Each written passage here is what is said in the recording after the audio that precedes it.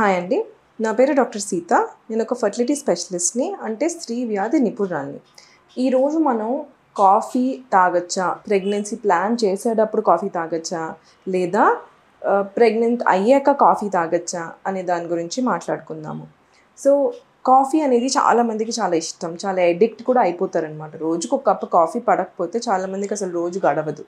So ఒక్క cup coffee అయితే రోజు తాగడంలో ఏమీ ప్రాబ్లం లేదు. ఒక కప్ కాఫీలో 85 mg ఆఫ్ కెఫీన్ ఉంటుందన్నమాట. So 1 cup coffee daily is fine, ఏం ప్రాబ్లం ఉండదు. ప్రెగ్నెన్సీ ప్లాన్ చేయాలన్నా కూడా, లేదా అబార్షన్స్ కాకుండా ఉండడానికైనా 1 cup of coffee is fine.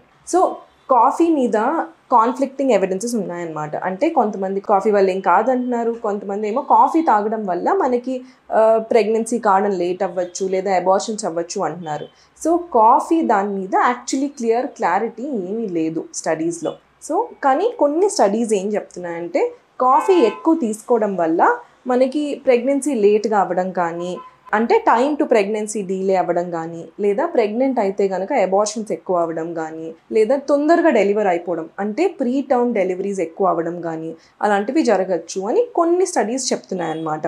So మనకి ఈ ఎవిడెన్స్ ఉన్నప్పుడు, అట్లీస్ట్ కొన్ని స్టడీస్ అయినా చెప్తున్నప్పుడు మనం ఎందుకంటే రిస్క్ చేయాలి?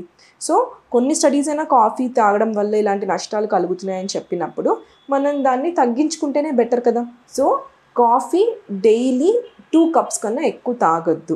ఎందుకంటే 2 కప్స్లో మనకి అట్లీస్ట్ ఒక 200 mg ఆఫ్ కెఫీన్ ఉంటుంది, కాబట్టి మోర్ దెన్ 2 కప్స్ మాత్రం తాగొద్దు. ఇది ఎక్కువ అయితే కాఫీ జనరల్ ఏం చేస్తుందంటే, కాఫీలో కెఫీన్ ఉంటుందన్నమాట. సో దానివల్ల ఏమవుతుంది, హార్ట్ రేట్ పెరుగుతుంది, బ్లడ్ ప్రెషర్ పెరుగుతుంది, మనకి బ్లడ్ వెజల్స్ని కన్స్ట్రిక్ట్ చేస్తుంది అనమాట. సో దానివల్ల బ్లడ్ ప్రెషర్ పెరగచ్చు, మనకి కిడ్నీస్ నుంచి ఎక్కువ వాటర్ ఎక్స్క్రీషన్ అవుతుంది అనమాట.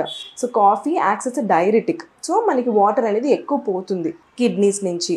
సో ఇవన్నీ ఎఫెక్ట్స్ ఉంటాయి కాబట్టి మీరు ప్రెగ్నెన్సీ ప్లాన్ చేస్తున్నా లేదా ప్రెగ్నెంట్ అయినా కూడా మీరు కాఫీ అనేది లెస్ దెన్ 1 కప్, అంటే ఓన్లీ 1 కప్ పర్ డే తీసుకుంటే మంచిదన్నమాట.